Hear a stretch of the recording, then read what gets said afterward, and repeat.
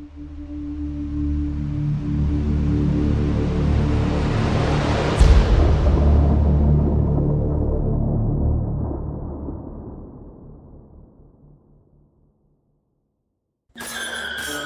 to the 2A Patriot Ranch, where freedom rings and liberty stands, don't need to flinch. Deep in the heart of the American soil, this is where we train, where we sweat and we toil. We run drills on tactical defense, honing our skills with a precise cadence.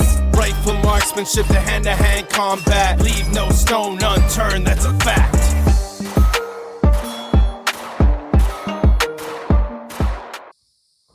What is up, 2A Patriot Ranch family?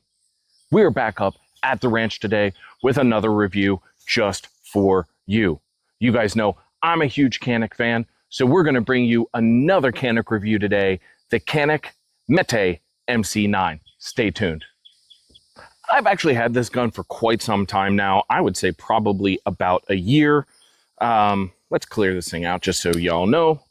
Put the magazine back here. Is clear. I've had this gun for, like I said, just about a year now, and I waited and waited and waited. There was a lot of negative feedback that came out on this gun right off the bat. A myriad of things. I'm not going to go too far into them, but I wanted to wait until I had enough rounds to this gun where I could give an accurate depiction myself of how it shoots, any malfunctions, you know, the whole 9 yards. This is Canik's kind of second, call it iteration of a quote unquote like subcompact micro carry gun. They had the Elite SC prior to this. It had a very similar footprint size wise, like full size wise, but was about a half an inch thicker than this one is here. So this is the first time that they have like a deep conceal polymer striker fired pistol here. I'm a huge fan of Canik. As I said before, I think the triggers are fantastic. I have had, God, almost next to no malfunctions on any of the Caniks that I own. I believe we're going to do a top 5 Caniks here coming up. But like I said, I wanted to wait until I had a chance to really dig into this gun and give you guys an honest opinion on it. Like I said, polymer striker fired. It has a cut for RMSC. I have a Swamp Fox Sentinel on here. It has Glock-ish, we'll call it, style takedowns right here, and slide release, ambidextrous slide stop release there. Does have a loaded chamber indicator on there. And it comes with 2 different types of magazines. It comes with a 15 round magazine and a 12 round magazine. The 15 round magazine was the one that I had in here. And as you can see, it's got that extended pinky base plate so that you don't have that pinky slippage like you get on a lot of micro pistols. The other cool thing about this one is that if you own other Canik products in the TP9 series, I have it right here on my chest rig, it will take any TP9 magazine. Boom. Locks in, fires, fantastic. So this is an 18 round Canik magazine that you can use to fire out of your MC9. The trigger, it is a curved trigger, which is a little bit interesting. Canik tends to go more towards flat triggers, but this one I think made a little bit more for the masses, has a curve on it. It does have a trigger safety on it. As you can see, this little red thing here. The trigger itself, I will say, is not quite as good as some of the other in the TP9 lineup and in the Canik lineup, but it is still pretty good. Let's go this way. Little bit of take up, wall, break on the reset. Quick reset. Little bit more of a take up on the initial trigger pull, but still has that really, really small Canik reset on it. I'm a fan of the way it looks. Comes in multiple different colors. It comes in a FDE version. I believe they have a silver and black version. They have the black version. Uh, I like the way the gun feels. I will say that I do keep this in one of my gym bags. It is a second carry option for me. I bought it with the intention of possibly replacing the X Macro with it and carrying it just because of how much I like Canics. I will tell you, I obviously did not do that. I still carry a P365 AXG Legion to this day. And I just, overall, the performance of the gun was not up to par with the P365 lineup. It just was not. The trigger, I will say, is slightly better.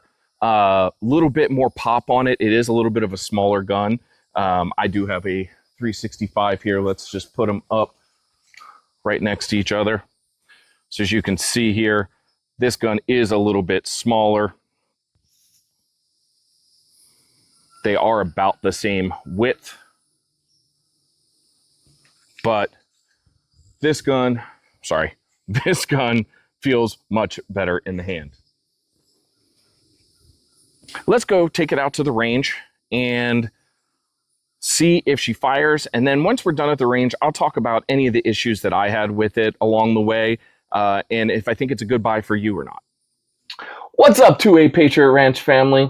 Are you a responsible gun owner that carries every single day? Then you need right to bear self-defense coverage. It'll give you that peace of mind so that if in the wild event that you have to defend yourself, you're going to be covered.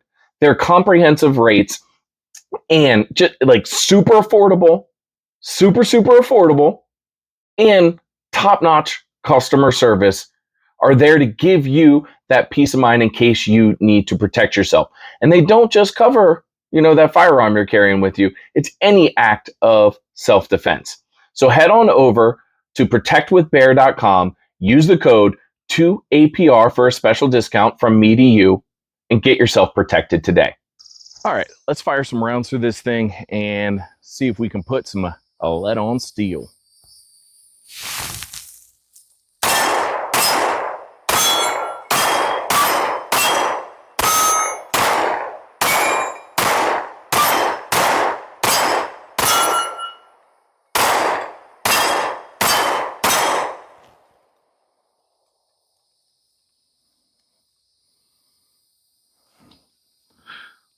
Not bad, pretty quick. That, like I said, that trigger is really nice. Good target acquisition with the Swamp Fox Sentinel there.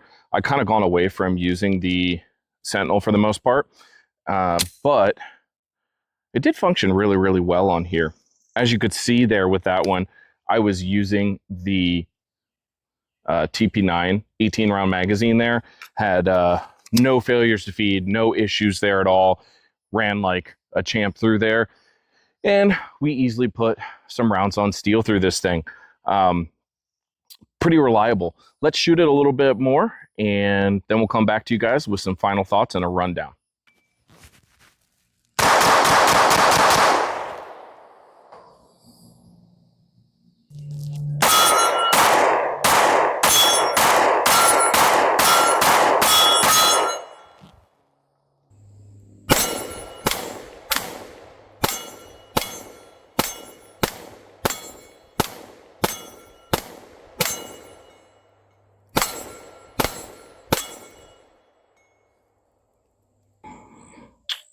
All right. So how do I think this thing has performed over the course of about the last year or so? I think it is a decent choice for concealed carry. I think that if you have smaller hands, this is a fantastic option. As you can see, my entire hand almost covers the complete gun.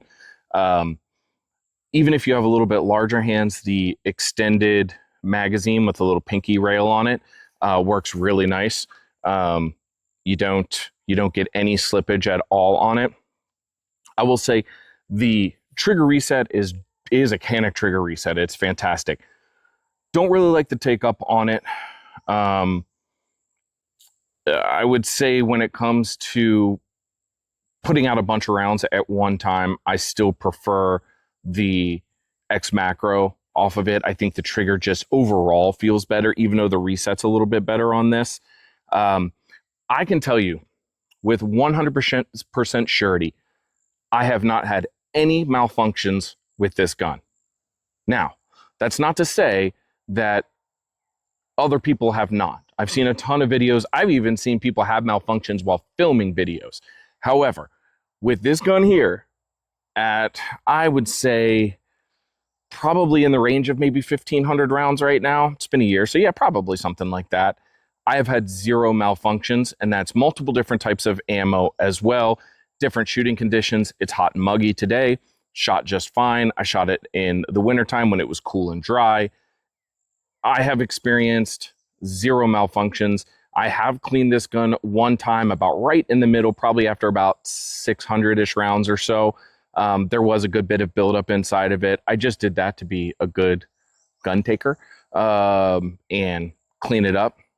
But overall, the thing for me has been reliable. Would I buy it again? The answer for me is probably no. Only for the fact of I think there are better options for me in the concealed carry market. I don't think this has really much of a purpose outside of the concealed market. I don't think it's a great home defense gun. And for me, I would much rather shoot a X Macro, an AXG Legion, a Springfield Hellcat Pro, anything like that. I would much rather shoot than this gun. That doesn't say that it's not reliable or that it's not right for you. It just wasn't right for me. Well, that wraps up our video for today. This is a moment in history. It's the first time I've ever said anything less than stellar about Canik. Huge fan here, and it pains me to do it, but I got to give you guys an honest take on it. Even though there were no malfunctions, the gun still just isn't for me. If you have any questions about my time with the MC9, or you're thinking about buying one yourself and have any questions about the purchase process or anything that goes along with firearms, leave a comment down below. Subscribe to the channel, and if you want to get notified every single time that we post killer content just like this, ring that notification bell so you and me, we can beat the YouTube algorithm together. Until next time, I'm John from 2A Patriot Ranch.